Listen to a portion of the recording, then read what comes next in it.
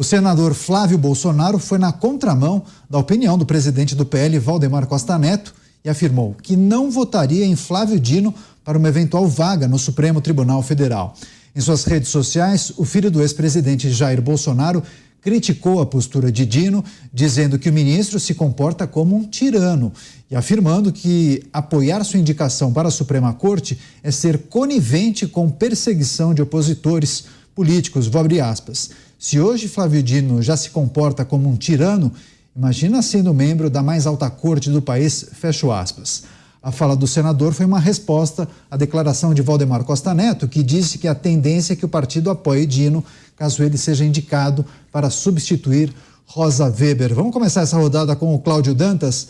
Dantas, as falas de Valdemar Costa Neto repercutiram já no Partido Liberal. Ontem trouxemos essas informações e agora Flávio Bolsonaro sobe o tom e faz críticas a essas falas e uma manifestação de apoio de Valdemar Costa Neto. O que a gente pode esperar, especialmente no âmbito do PL, hein, Dantas? Bom, Daniel, a gente já viu isso acontecer antes, inclusive quando foi indicado o Zanin, o Valdemar teve a mesma postura.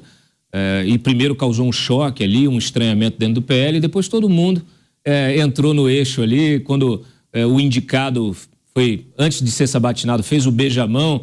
Aí você viu vários desses senadores saindo de conversas com o Zanin, dizendo, não, poxa, ele não é bem daquele jeito que a gente achava que era.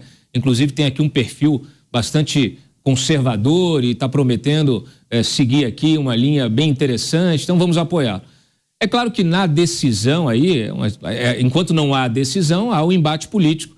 E dos três candidatos que estão postos, né, o Flávio Dino é o que, de fato, causa mais estranhamento aos conservadores, à direita.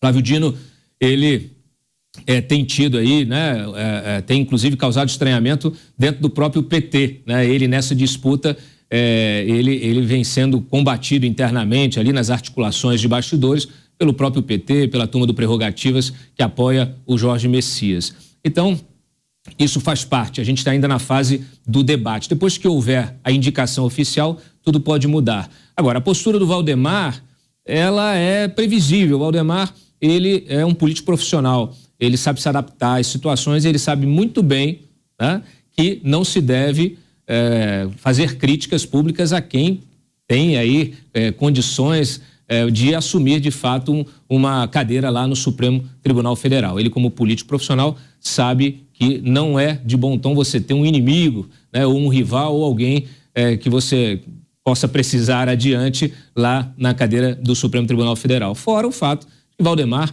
aí com o seu PL, já tem interesses dentro do governo, né, vem se articulando politicamente para também ocupar espaço de segundo, terceiro escalão. Então, há naturalmente, aliás, em toda essa disputa que está acontecendo aí de indicações, de pressão daqui, pressão dali, de enfrentamento do Congresso com o Supremo, o Centrão está aproveitando também para tentar emplacar as suas próprias demandas por mais espaço dentro da máquina pública. Essa é a política em Brasília.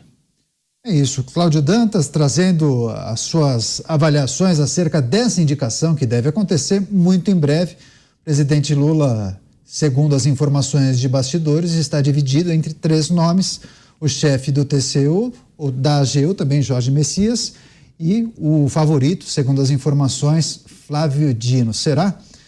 Vamos seguir com as análises de José Maria Trindade. Zé, queria também pedir sua análise acerca dessa possibilidade do presidente Lula indicar o nome de Flávio Dino para o Supremo Tribunal Federal, esse mal-estar, especialmente dentro do PL, Flávio Bolsonaro dizendo que ele particularmente não votaria favoravelmente à aprovação de Flávio Dino. Inclusive, viu, Zé, colunista do Jornal Globo, a Malu Gaspar, disse que Lula fechou questão, será Flávio Dino.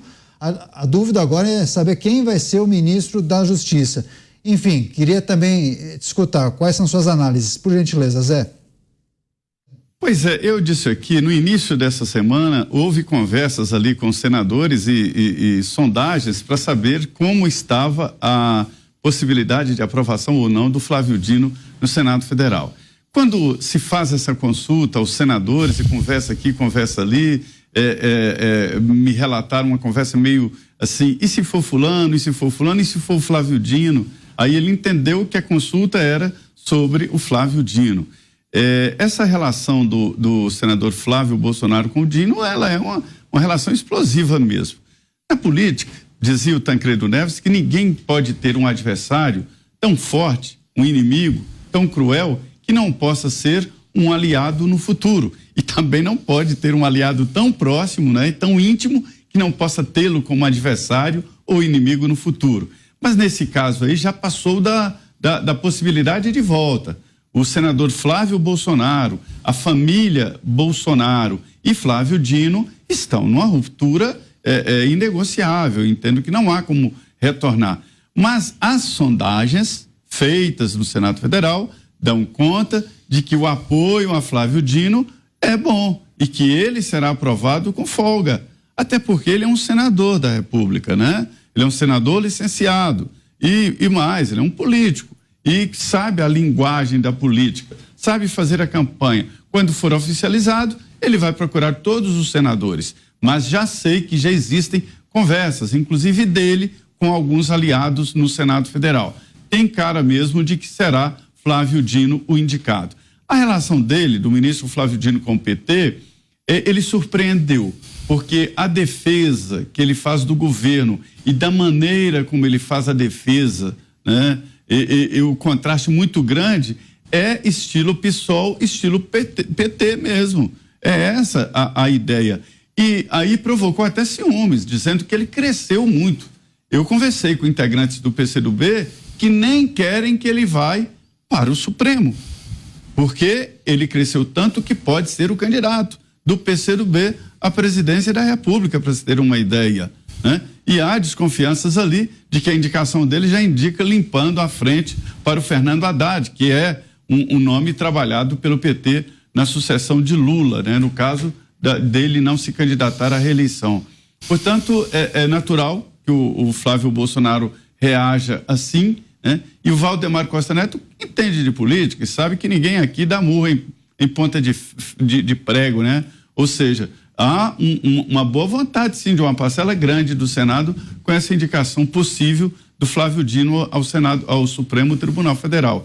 Olha, eu ouvi até assim, ó, se ele cismar, ele deixa a toga e sairá candidato à presidência. Mas isso é improvável e muito difícil que aconteça. Será, Zé Maria? Imagina só uma pessoa abrir mão de uma vaga do Supremo Tribunal Federal. Seria inédito, né, Dantas? Não é inédito, não, já houve casos. Eu até, é curioso, porque a gente tem visto essa narrativa de que a indicação do Dino é para tirá-lo da disputa de 2026. Ocorre que, assim, se você tiver o Lula numa reeleição, não vai ter Haddad, não vai ter Flávio Dino, não vai ter ninguém, vai ser o Lula. Se o Lula tiver bem de saúde, ele vai ser o candidato à reeleição. Então, eu acho que essa é mais uma narrativa que se constrói para justificar a indicação do que efetivamente o que acontece. Se há uma opção pelo Flávio Dino, ok, que essa opção seja externalizada pelo Lula, ele tem, né, a prerrogativa de fazer a indicação, assim como o Senado tem de sabatiná-lo. Mas, como a gente já disse aqui antes, essas sabatinas são apenas confirmações. Pois é, Cristiano Beraldo, se Dino for indicado, tende a ser uma sabatina mais tensa. Mesmo assim, não acho que ele corra o risco de não ser aprovado, né? Como disse o Dantas, seria só uma confirmação, né?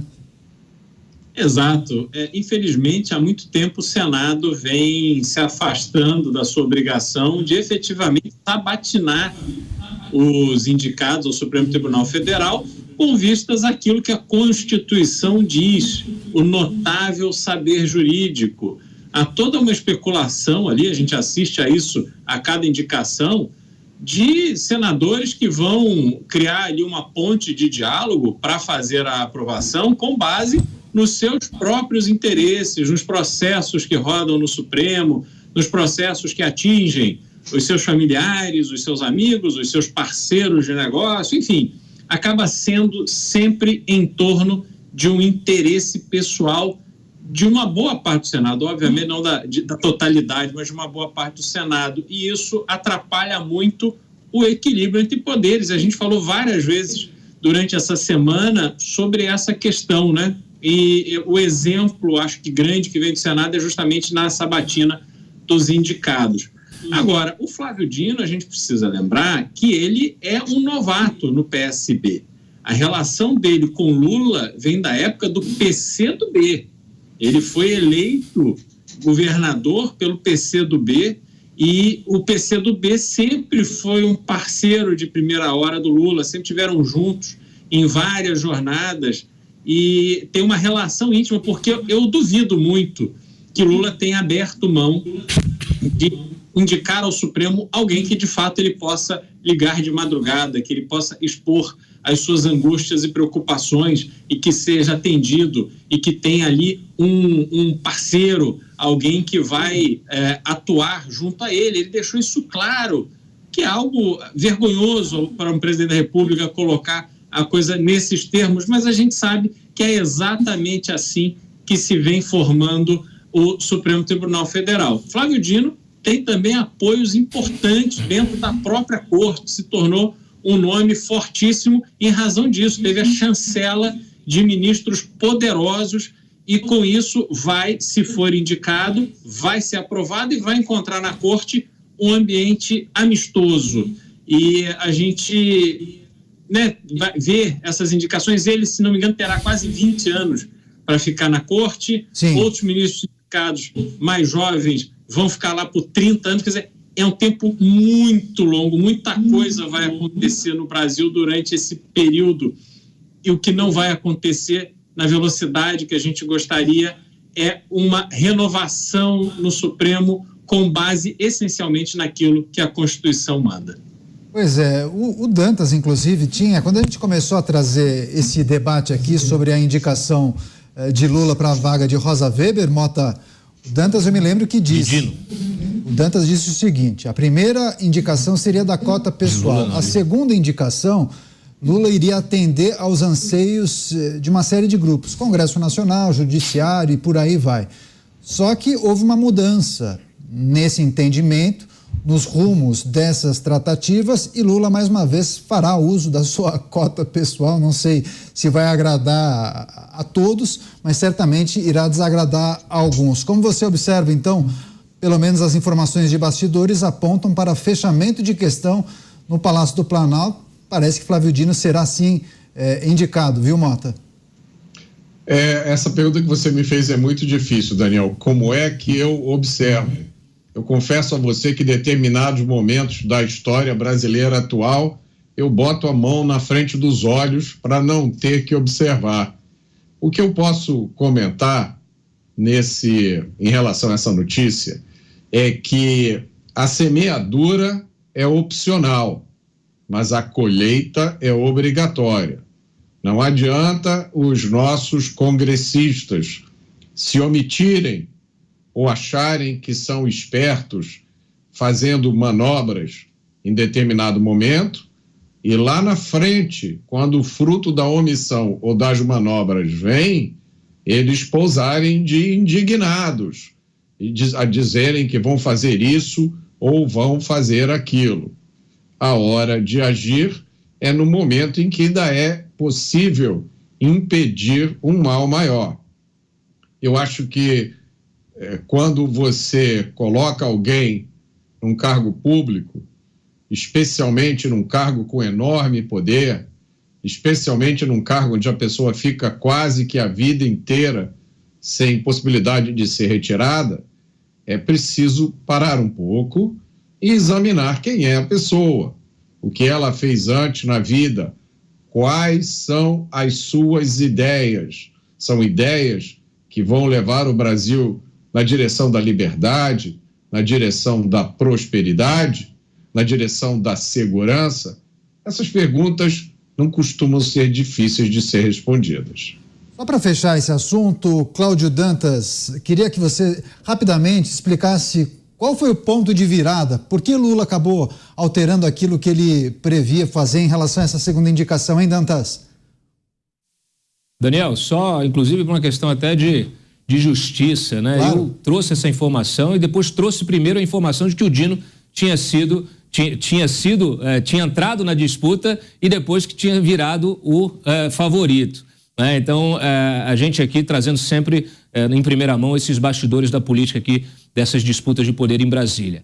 É nossa obrigação e a gente está aqui privilegiando justamente a audiência da Jovem Pan.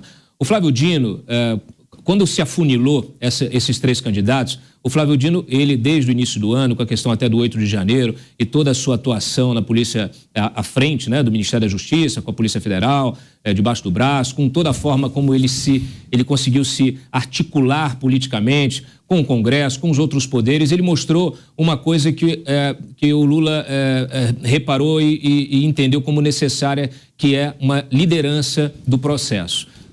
Primeiro que ele sabe lidar muito bem com críticas, né? Ele tem um pensamento muito rápido e ele sabe responder, reagir e não se deixa emparedar. Isso ele mostrou em diversas audiências lá no Congresso Nacional. Ele também tem um histórico como juiz, né? Conhece ali o judiciário por dentro e o Lula entendeu que a fidelidade dele e essa dinâmica que ele conseguiu empreender dentro do governo podem ser úteis lá no Supremo Tribunal Federal. Ele também considerou aí essa relação justamente com o Congresso, que era uma coisa que ele precisava, que ele queria atender essa demanda do Congresso. O favorito naquela ocasião ainda era o Bruno Dantas, só que o Bruno Dantas ficou muito vinculado à figura de Renan Calheiros, né? E agora até ficou fragilizado com essas mensagens que vieram à tona ontem de conversas dele com o Deltan Dallagnol, lá na época da Lava Jato, porque, como eu disse, o Bruno Dantas era um grande, vamos dizer assim, entusiasta da Lava Jato, chegou a querer decretar a pena de morte, ele usou essa expressão em relação a empreiteiras que foram envolvidas no Petrolão. Então, o Dino, ele conseguiu, vamos dizer assim, se destacar entre esses candidatos. E aí, na verdade, ele conseguiu se viabilizar, né? O AGU, o Messias, é alguém muito fiel ali ao grupo Prerrogativas, ao próprio Lula.